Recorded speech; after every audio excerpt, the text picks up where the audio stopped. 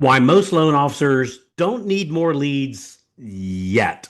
Yet. Hey, gang, Carl White. Welcome back to Loan Officer Freedom, number one podcast for loan officers in all of North America. Today, I want to talk to you about something that might sound a little strange coming from a guy who teaches loan officers how to get more business. But here it is. And I thought of this when I was out riding my bike this morning. I go for an early morning bike ride every morning, about 5 o'clock or so. There's a nice little bike trail here close by my house. Um, and I do a lot of pondering when I go on my ride. And this morning is, um, it was like most loan officers don't need more leads yet. Now, notice I said yet. I'm not saying, that getting leads are bad, of course. And I'm not saying you shouldn't generate more leads by doing more prospecting. And I'm not saying you shouldn't have more referral partners, more past client opportunities, more purchase leads, more refi opportunities, or just more people to talk to. Of course, we want more of those. But what I am saying is this, that a lot of loan officers think that they have a lead problem when what they really have is a follow-up problem or a database problem or a conversion problem or boy, this is a big one, a discipline problem or a realtor relationship problem or a tracking problem. And if we don't fix those things first, then getting more leads just creates more waste, right? There's no need to put more gold in your bucket if you got holes in your bucket, right? So it's like pouring water into a bucket that has holes in it. Now, if the bucket has holes in it, you can keep pouring more and more water or more gold in there, but a whole bunch of it's still going to leak out. So before we go spend a bunch of money or time or energy trying to get more leads, maybe the first question ought to be, where are my leaks? Where are the opportunities that I already have that are not working properly? Like we got an old saying in the South, don't buy more cows until you milk the cows that you already have, right? Where are those people who already know me, like me, and trust me, or have raised their hand, and I just haven't followed up with them like I should have, right? That's what we're going to talk about today. Because, in my opinion, most loan officers, not everybody, but most loan officers don't need more strangers yet, right? They need more conversations with the people and opportunities that's already sitting right in front of them.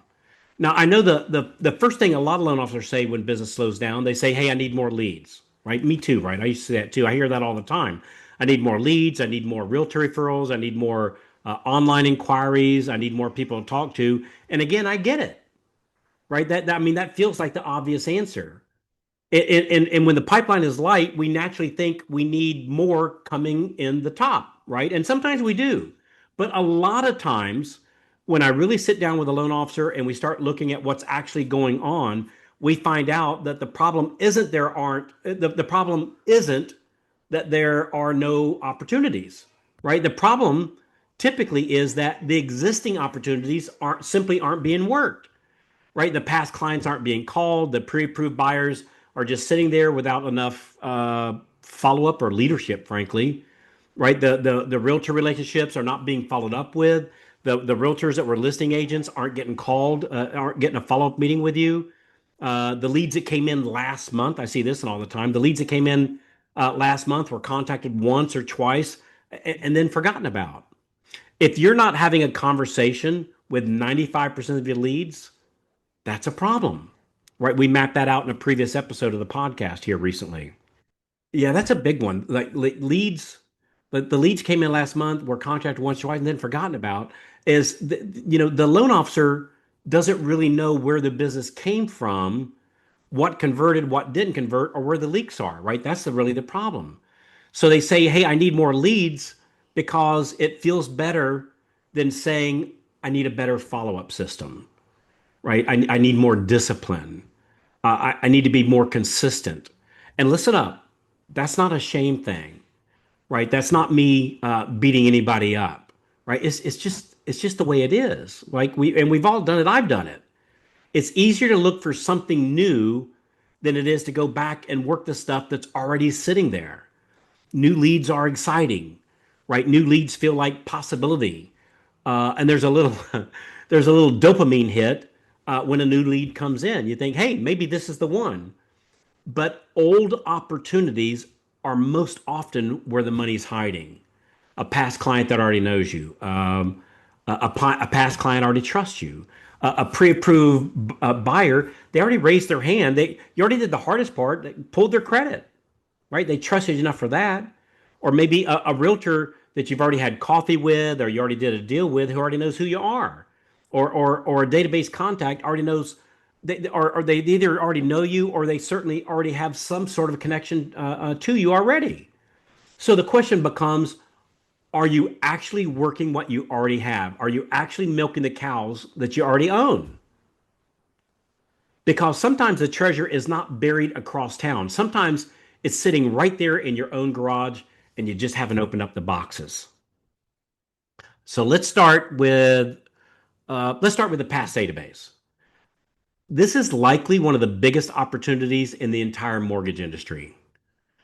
Most loan officers have hundreds, maybe sometimes even thousands of people in their past database.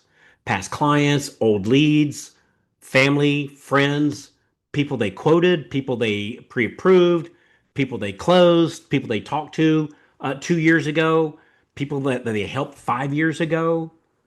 And a lot of these people are just sitting there. Nobody's calling them. Nobody's checking up on them. Nobody's asking them how the house is treating them, right? Nobody's asking if they know anybody that's looking to buy, sell, or refinance or investing in real estate, right? Nobody's is asking if their kids are buying, if their coworkers are buying, right? Nobody's asking if they have a friend, family, a coworker that needs help.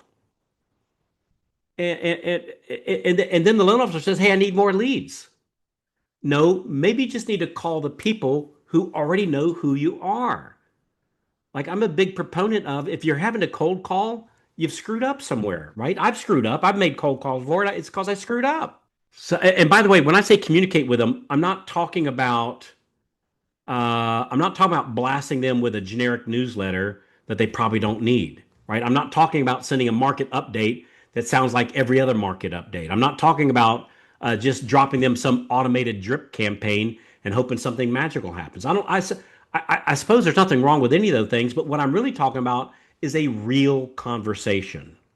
I saw somebody the other day and I loved it. They posted, we need to have real relationships, right? They said relationships with real relationships, right? It's just about having a simple conversation. Something like, hey, it's Carl, and I just going through my notes and I saw your name came up and I just want to check in, see how things are going. How's the house treating you? That's it, right? You don't have to be weird. You don't have to overthink it. You don't have to sound like a salesperson. Just be a human being. How's the house treating you? How's the family? Anything exciting going on? And then somewhere in that conversation, when it feels natural, you just say, hey, by the way, who do you know that's looking to buy, sell, or refinance, or maybe investing in real estate that I should be talking to? Right? That's it. Or sometimes I do an even softer approach. Who do you know that I should be introduced to? That is such a simple call. And most loan officers aren't making it. That's why most aren't doing well. And the few that are doing these things, they're doing very well right now. Yeah, most loan officers aren't doing it. And that's why I say this is not a lead problem, right? A lot of times it's simply an activation problem, right? An implementation problem. It goes back to um, a lack of accountability, right? They already have people, they just haven't activated them, right? You don't likely need to talk to more strangers. I mean, maybe sometimes you can do that, I suppose. That's just not the way that I've always done it, or I've learned to do it. It's likely you just need more conversations with the people that already like you. And by the way, this is where having structure matters. Because if you say, hey, I should call my database, that usually doesn't happen, right? We all know that we need to do that. It just doesn't happen. That's like saying, um, you know, I, I need to walk more. Well, okay. When? What days? How many times? Or I need to call more. All right, cool. When? What days? How many calls? What script? How are you tracking it? Who's holding you accountable to make sure you do it again next week? What happens after the call? What if they don't answer? What voicemail do you leave? What text do you send? What email do you send? See, this is where a lot of loan officers get stuck, and it's because they don't know how valuable the database is, right? They just don't know how valuable it is. I learned long ago, early in my career, I'm not in the mortgage industry. I'm in the marketing to my database business. And my database consists of past clients, people that I pre-approved and didn't close on. Hell, people that I pre-approved and they ended up going to another lender. Don't take them out of your database. Like the loan officer closed them, he or she ain't calling them either. 98% of the time. Heck, if you follow up with them after even if they chose somebody else, it's likely you'll get the refinance on that when it happens because nobody else is following up on them. Yeah. So I think everybody knows to call the past database. They know how valuable it is. They know it, but knowing it and doing it are two different things. And that brings us to the second area where a lot of loan officers already have opportunities is pre-approved buyers. So let me ask you something. How many people have you pre-approved in the last 3 years that didn't buy yet? Right? How many of them have not gone on contract yet? I can tell you it's likely a large number, right? How many of them are sitting in that weird middle where they're kind of active, kind of not active, kind of looking, kind of discouraged, and kind of waiting for the right house? Now, a lot of loan officers treat those people like just sitting on a shelf somewhere. They got pre-approved, they're out shopping, and the loan officer's waiting for the phone to ring. That's not leadership, right? People are looking for leadership. A pre-approved buyer is not something that you put on the shelf. It's something that you lead, right? The buyer they need encouragement. They need strategy. They might need help thinking through the payment. They might need help thinking through the price point or the location. They might need some help getting like realistic about what they can actually afford, what that looks like. They might need help making a stronger offer. We can certainly do that, right? They might need you to communicate with their real estate agent. They might need to be reminded that they're not in this process alone, right? And here's the other thing: every pre-approved buyer usually has a real estate agent attached to the transaction. That means your follow up with the buyer is also an opportunity to build a better agent relationship, right? That's where those weekly update calls come in that we do on Tuesday. I love Tuesday update calls. We call it the just ask calls. Call the borrower, call the co-borrower, call the buyer's agent, and if you're in a transaction as appropriate, of course, call the listing agent too. That's where most of our new business comes from, is from the listing agents. And trust me, when you call these agents and give them update on these people, the agent's thinking, wow, this is different. Most loan officers aren't doing that. Most loan officers are waiting. They're waiting for the agent to call. They're waiting for the buyer to call. They're waiting for the contract. They're waiting for the market to get better. They're waiting for the phone to ring. I don't know about you, but waiting has never been my favorite marketing strategy. I've done that marketing strategy. It just didn't work out very well, right? You want to lead. You want to stay visible. You want to stay helpful. You want to be part of the solution. You're either part of the problem or part of the solution. Be part of the solution. And when you do that, the buyer appreciates it. The agent appreciates it. You stay top of mind, and you may save the deal. And you may create a new agent relationship that can lead to more business down the road. So again, is that a lead problem? Maybe not. Maybe it's a leadership problem. Maybe it's a follow-up problem. Maybe it's a communication problem. Maybe it's an accountability problem. Those are all fixable. Last part here. Let's talk about realtor relationships. This is another big one. A lot of loan officers say they need more realtor referrals. So that might be true. But before we say we need more realtor referrals, let's ask a better question. What are you doing with the realtor relationships that you already have? And by the way, when I say realtor relationships, I'm talking about with agents that actually have stuff going on. Like we go into Model Match, or whatever software you're using to go look up agents production. I prefer Model Match. It's just my personal preference. We go look up their production, and if they have 8 buyer sides or more in the last 12 months, those are the people we want to focus on, right? So on these qualified agents, what are we doing with that realtor relationship, the relationship that we already have? Because most loan officers have agents in different categories. You've got agents that you want to meet, you got agents that you've met but not referring to you yet, and you got agents who have referred you once or twice but not consistently. And then you've got agents who already refer, but they could be referring more. And the mistake most loan officers make is they don't have a plan for each one of those categories because each one of those categories is treated differently. right? They treat every agent the same, or worse, they don't treat them. They don't treat them at all.